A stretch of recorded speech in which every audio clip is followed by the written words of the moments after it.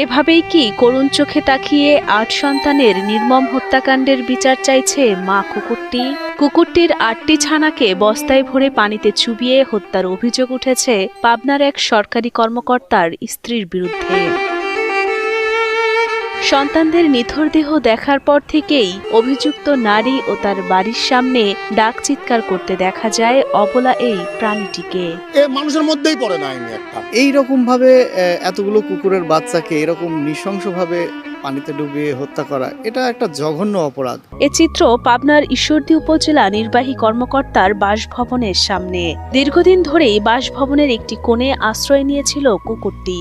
কারো কোনো ক্ষতি না করায় অল্প দিনেই বিশ্বস্ত হয়ে ওঠে এবং সেখানকার লোকজন টম নাম দেয় তার।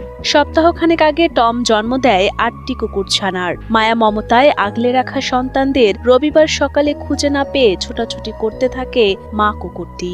তার ছোটাছুটি দেখে স্থানীয়রাও খুঁজতে থাকে ৮ কুকুর ছানাকে। পরদিন পাশের এক পুকুরে ছানাগুলোকে বস্তাবন্দিভাবে মৃত অবস্থায় পাওয়া যায়। পরবর্তীতে জানা যায় কুকুর ছানাগুলোকে বস্তাবন্দি করে পুকুরের পানিতে ফেলে দিয়েছেন উপজেলা পল্লী উন্নয়ন ও সমবায় বিভাগের ক্ষুদ্র কৃষক উন্নয়ন ফাউন্ডেশনের কর্মকর্তা হাসানুর রহমান নয়নের স্ত্রী।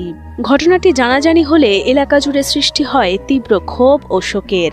অবলা প্রাণীর প্রতি এমন পৈশাচিক আচরণে হতবাক সবাই। কুত্তিগুলোকে বাচ্চাগুলোকে মারলো বিশাল একটা অপরাধ, ঠিক আছে, এর আমরা কঠোর শাস্তি চাই। প্রাণীর প্রতি বা জীবের প্রতি এরকম অপরাধগুলো বরাবরই পার পেয়ে যায়, আইন থাকলেও তার প্রয়োগ নেই। আমার মনে হয় এই আইনের প্রয়োগ এই ক্ষেত্রে ঘটানো উচিত, যেন সেটা দেখে সাধারণ মানুষের মধ্যে সচেতনতা বৃদ্ধি পায়। সন্তানদের নিথর দেহ দেখার পর থেকেই অভিযুক্তের বাড়ির সামনে ডাক চিৎকার করতে দেখা যায় মা কুকুরটিকে, যেন এভাবেই অবলা প্রাণীটি চাইছে সন্তান হত্যার বিচার। এদিকে অভিযুক্ত হাসানুর রহমান নয়নের স্ত্রী কুকুর ছানাগুলোকে বস্তায় ভরার কথা স্বীকার করলেও এমন পৈশাচিক আচরণের পুরো দায়ভার চাপান এক দুধওয়ালার উপর।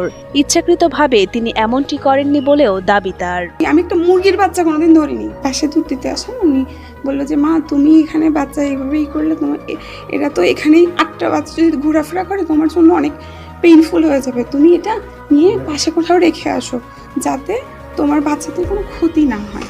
তো আমি তখন বললাম যে ঠিক আছে, তাহলে আপনি এগুলো একটু কষ্ট করে যদি ব্যাগে উঠায় দিতে পারেন আমি একটু সাইডে দিয়ে দিই। এখন এটা আমাকে ব্লেম করা হচ্ছে যে আমি ফেলে দিচ্ছি। সোমবার দুপুরে কুকুরের ছানাগুলোকে উপজেলা নির্বাহী কর্মকর্তার বাসভবনের পাশে মাটির নিচে পুঁতে রাখেন উপজেলা অফিসের কর্মচারীরা। এ বিষয়ে পাবনার ঈশ্বরদী উপজেলার শীর্ষ কর্মকর্তা মোহাম্মদ মনিরুজ্জামান জানান, ইতোমধ্যেই কোয়ার্টার ও ক্যাম্পাস থেকে অভিযুক্তের স্বামী হাসানুর রহমান নয়নকে